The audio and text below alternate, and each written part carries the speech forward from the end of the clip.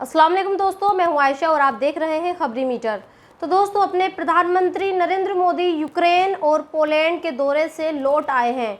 इस दौरे पर पीएम मोदी ने एक ही बात कही और बार बार कही, किसी भी समस्या का समाधान रणभूमि में युद्ध से नहीं हो सकता। यानी मोदी रूस और यूक्रेन को 3 दिन तक ये बताने और समझाने में लगे रहे कि इन दोनों देशों को अपने आपस के झगड़ों को मिल बैठकर बातचीत कर टेबल पर निकालना चाहिए।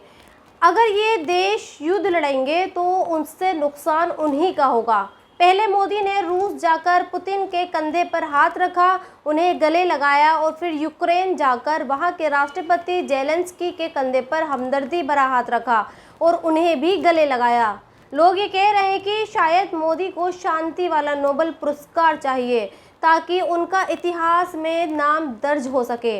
लेकिन मैं मोदी को अपने देश के हालातों से वाकिफ़ करवाना चाहती हूं और मैं चाहती हूं कि काश मोदी जी हमारे देश के मुसलमानों को भी गले लगाते, उन्हें कंधे पर भी तसल्ली भरा हाथ रखते।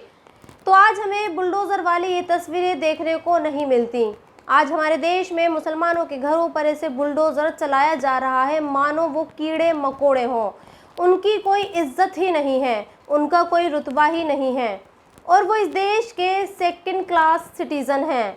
वरना सोचिए, जिस अपराध के लिए मुसलमानों के घरों पर बुलडोज़र चलता है, जब ठीक वैसा ही अपराध देश की मेजॉरिटी के लोग करते हैं तो उनके घरों पर ये बुलडोज़र नहीं चलता। मिसाल के तौर पर आप झारखंड पुलिस के इस जवान को सुनिए।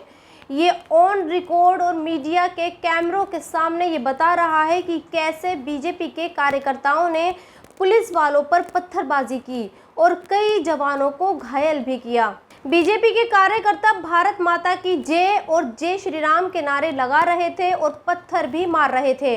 लेकिन अभी तक भी बीजेपी के इन पत्थरबाज कार्यकर्ताओं के खिलाफ ना तो कोई एक्शन लिया गया है और ना ही इनके घरों पर बुलडोज़र चला है।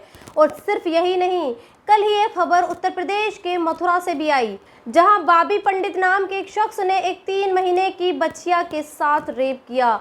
लेकिन ना तो बाबी पंडित के घर पर बुलडोज़र चला और ना ही उसकी खबर देश के किसी न्यूज़ चैनल पर चली। जबकि गाय हमारी देश की मेजॉरिटी के लिए माता है, उससे उनकी आस्था भी जुड़ी है। बावजूद इसके बाबी पंडित को सिर्फ गिरफ्तार किया गया। और तो और उत्तर प्रदेश के आगरा में भी कल एक रेप की घटना हुई। बीजेपी के एक नेता प्रेमचंद्र कुशवाहा के मैरिज होम में एक दलित लड़की से रेप हुआ और ये रेप बीजेपी के नेता के ड्राइवर भीमसेन ने किया। जब लड़की के परिवार वाले मैरिज होम पहुंचे तो वहां उन्होंने एक गड्ढा खुदा हुआ देखा। भीमसेन नाम का ये दरिंदा लड़की को रेप करने के बाद जिंदा दफनाने वाला था।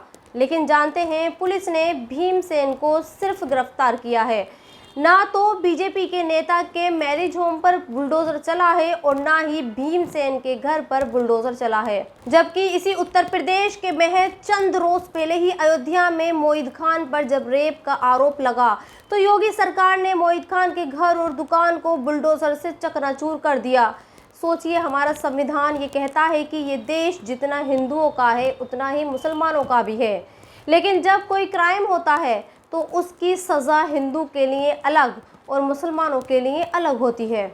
और जिस संविधान को बाबरी से अलग कराने की जिम्मेदारी जिन अदालतों पर है वो भी खामोश ही दिखती हैं। लोग भी ये कह रहे हैं कि जिस तरह छतरपुर में एक मुसलमान के शानदार बंगले पर बुलडोज़र चलाया गया है, अगर सुप्रीम कोर्ट चाहता तो सुमोटो लेकर योगी की पुलिस और प्रशासन से ये पूछ सकता था कि ऐसा क्यों किया गया।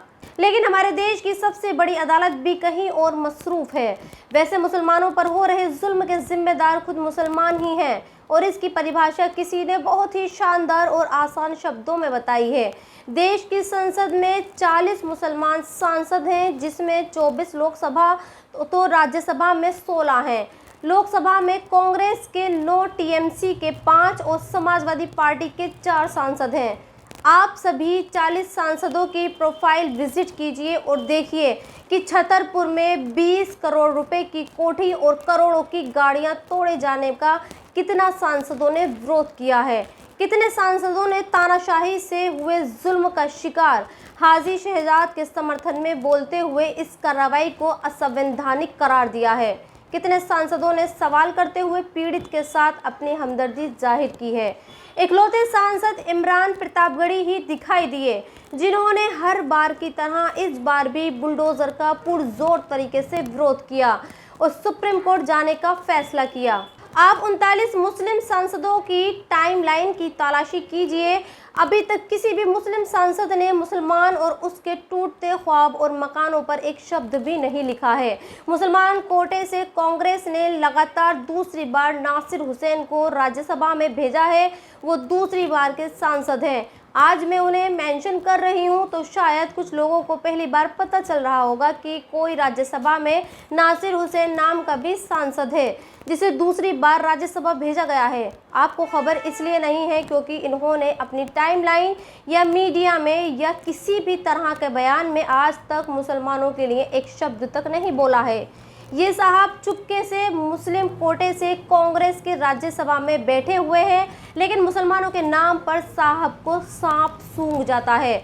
आप सवाल कीजिए पूर्व केंद्रीय मंत्री और वर्तमान में CWC के सदस्य सलमान खुर्शीद साहब की, तो ये साहब सीनियर नेता होने के साथ साथ सीनियर एडवोकेट भी है। आप चाहते तो अब तक मुसलमानों से जुड़े दर्जनों मामलों को राहुल गांधी की टेबल और सुप्रीम कोर्ट के कटघरे में ले जा सकते थे, पर आपकी चुप्पी पार्टी की नज़रों में आपको कैद करके मार रही है। आप गुलाम बन रहे हैं, इसलिए कांग्रेस भी मुसलमानों पर चुप रहती है। यूपी ने इस बार 5 बार मुस्लिम सांसद दिए हैं, जिसमें गाजीपुर, सहारनपुर, कैराना, संभल, रामपुर से बनने वाले सांसद भी बुलडोजर पर चुप हैं। सोशल मीडिया पर चर्चे थे कि पढ़े लिखे सांसद आ रहे हैं, संसद को हिलाकर रख देंगे, लेकिन इन 5 सांसदों में से किसी ने भी अभी तक 2 शब्द लिखने के लिए मोबाइल तक नहीं हिलाया है।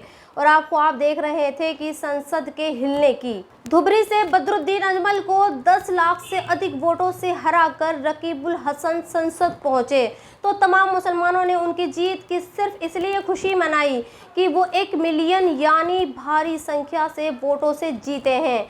क्या हुआ इस खुशी का?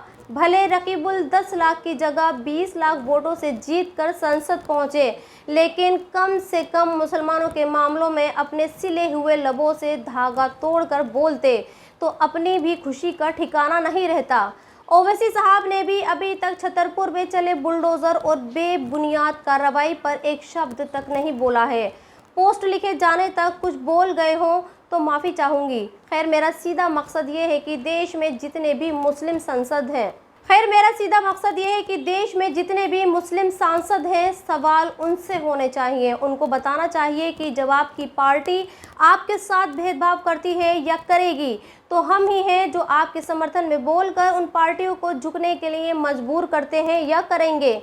लेकिन आप मुसलमान कोटे और वोटों से सांसद बनकर अपने दलों के राष्ट्रीय अध्यक्षों की जी हुजूरी में लगे हैं। और हाँ, कश्मीर जाकर मोहब्बत की दुकान खोलने वाले राहुल गांधी की जुबान भी बुलडोजर वाले इंसाफ पर सिली हुई है।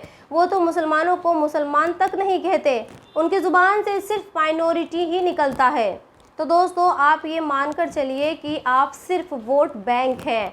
आपका वोट लेकर ये पार्टियां और मुस्लिम सांसद अपने घर और गाड़ियां और बंगले खरीद सकते हैं, आपके लिए इंसाफ की मांग नहीं कर सकते।